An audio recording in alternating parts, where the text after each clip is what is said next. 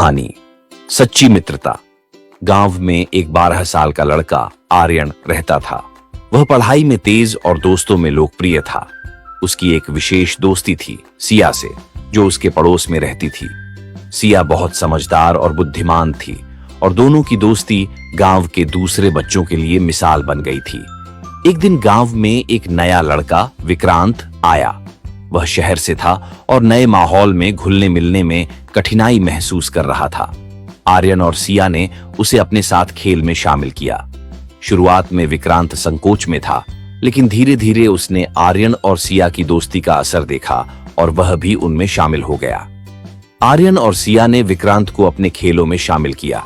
तीनों ने मिलकर खेलना शुरू किया और विक्रांत की मुस्कान वापस लौटने लगी। तीनों का समय हंसी मजाक में बीतने लगा। विक्रांत ने आर्यन और सिया को अपने शहरी जीवन के बारे में बताया, जिससे उनकी दोस्ती और मजबूत हुई। एक दिन गांव में एक बड़ा खेल प्रतियोगिता आयोजित हुआ। आर्यन ने सोचा कि वह और विक्रांत मिलकर क्रिकेट में भाग लेंगे, लेकिन सिया ने कहा, हमें सही तरीके से अभ्यास करना होगा। उन्होंने कई subscribe, share, like, please sir.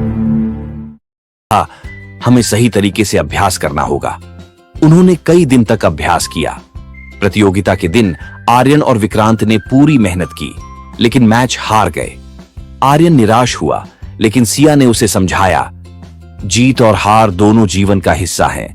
महत्वपूर्ण है कि हमने साथ में खेला और कोशिश की।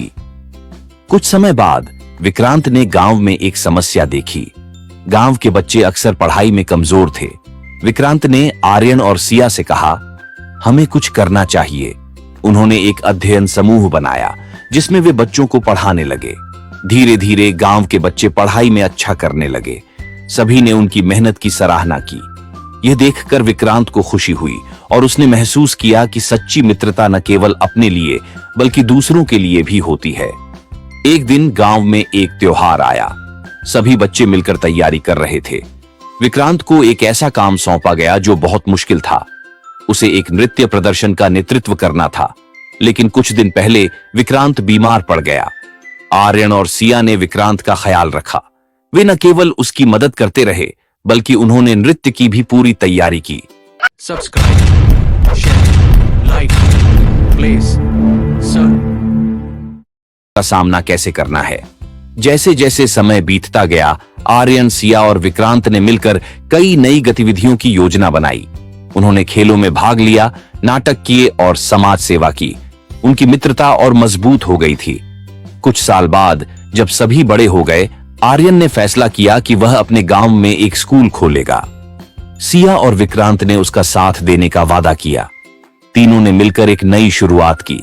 वे समझ गए थे कि सच्ची मित्रता केवल साथ रहने में नहीं, बल्कि एक दूसरे का सहारा बनने में है। उन्होंने गांव के बच्चों के भविष्य के लिए एक मिसाल स्थापित की।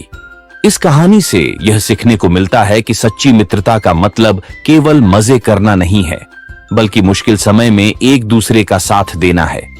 मित्रता में सहानुभूति, समझ और एक दूसरे की मदद की भावना होती है, जो जीवन को और भी खूबसूरत बनाती है। Like, subscribe, share, please sir.